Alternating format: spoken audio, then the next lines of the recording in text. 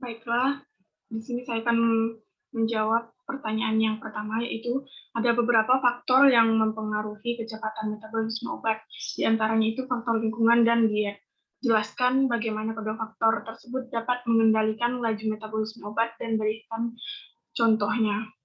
Nah, jadi faktor yang mempengaruhi metabolisme obat itu sendiri dibagi menjadi dua, yaitu faktor eksternal dan faktor internal.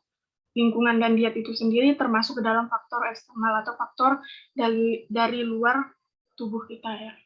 Lingkungan itu dapat mempengaruhi metabolisme obat karena kan itu berkaitan pada kebiasaan atau keseharian kita. Misalnya itu pada orang yang merokok.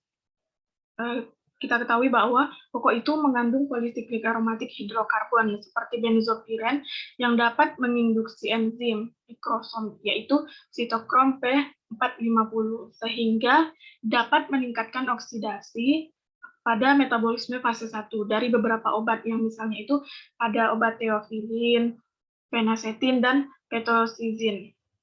Yang selanjutnya itu ada faktor diet.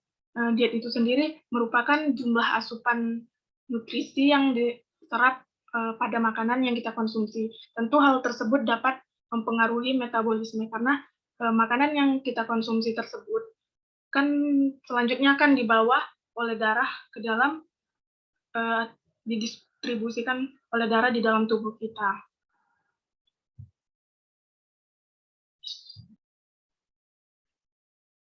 Selanjutnya itu adalah contoh faktor lingkungan. Yang tadi kan telah disebutkan itu contohnya pada perokok. Nah, ini contoh lainnya yaitu pada logam berat. Dari beberapa penelitian telah menyebutkan bahwa mengonsumsi obat yang mengandung logam berat seperti kadmium, zinc, timah yang terakumulasi dalam tubuh dapat mempengaruhi enzim pemetabolisme obat. Nah, misalnya itu efek toksik kadmium dapat menyebabkan penurunan jumlah testosteron dalam plasma darah. Nah, yang selanjutnya itu adalah polutan industri. Misalnya itu pelarut. Pelarut itu kan banyak digunakan dalam industri dan rumah tangga. Ada dua golongan pelarut yang dapat mempengaruhi metabolisme obat, yaitu derivat benzen dan hidrokarbon terklorinasi. Karena kedua senyawa tersebut dapat menghibisi beberapa enzim. Selanjutnya itu ada pestisida. Pestisida sendiri itu merupakan kontaminan lingkungan yang dapat ditemukan di lingkungan. Misalnya itu di dalam air, makanan, dan udara. Contoh senyawa pestisida itu sendiri adalah Mirex, Kepon, Melation, Paration, dan DDT. Senyawa tersebut dapat menghambat metabolisme obat dan mempengaruhi metabolisme obat pada fase 1.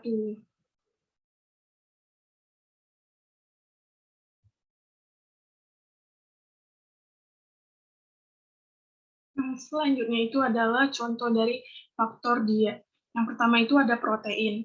Protein itu sendiri dibutuhkan untuk sintesis enzim yang memetabolisir obat. Kekurangan protein dapat berakibat penurunan metabolisme sehingga obat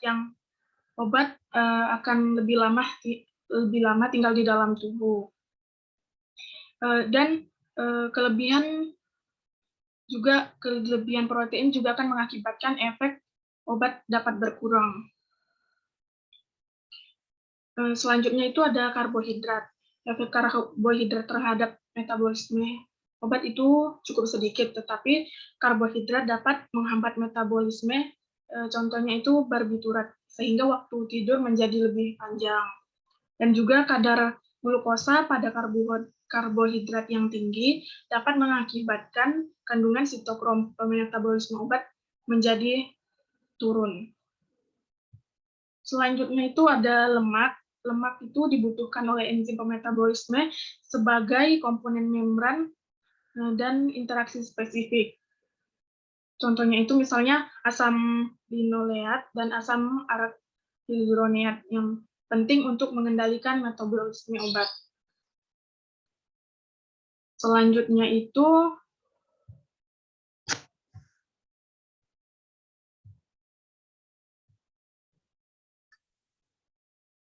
vitamin. Vitamin itu sendiri merupakan bagian penting dari makanan yang dibutuhkan untuk sintesis protein dan lemak. Keduanya merupakan komponen vital dari sistem enzim yang memetabolisasi obat. Oleh karena itu, perubahan dalam kadar vitamin, terutama efisiensi yang menyebabkan perubahan dalam kapasitas memetabolisasi obat. Beberapa contoh vitamin yang dapat mempengaruhi metabolisme obat itu ada vitamin A, vitamin B, niacin, riboflavin, tiamin, vitamin C, dan vitamin E. Selanjutnya itu ada mineral. Misalnya, pada makanan yang tidak mengandung magnesium, secara nyata dapat mengurangi kandungan fosfatidiklorin sehingga tercipta suatu efek yang juga dapat berhubungan dengan berkurangnya kapasitas metabolisme hati. Selain itu, juga ada jika mengonsumsi besi yang berlebih dalam makanan dapat menghambat metabolisme obat. Kelebihan tembaga juga mempunyai efek yang sama seperti defisiensi tembaga, yaitu berkurangnya kemampuan untuk memetabolisme obat di dalam beberapa hal. Baiklah, sekian dari jawaban saya. Terima kasih.